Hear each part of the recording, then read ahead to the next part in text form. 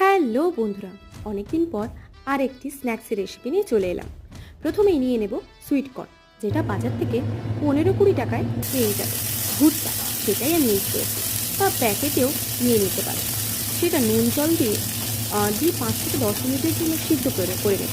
এরপর কড়াইয়ে দিয়ে দেবো তেল, তারপরে দিয়ে দেবো সুইট কর্ন, দিয়ে দেবো সামান্য পরিমাণে বাটার। এরপর একে একে দিয়ে দেবো নুন, চিলি ফ্লেক্স, গোলমরিচ, কিছুক্ষণ নেড়ে চেড়ে নামিয়ে নেব। এরপর এর মধ্যে দিয়ে দেবো লেবুর রস আর একটু সামান্য চাট মশলা।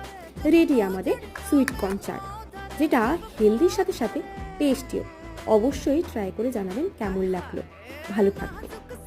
আর হ্যাঁ, আমার চ্যানেলটা সাবস্ক্রাইব করতে ভুলো না। Thanks for watching.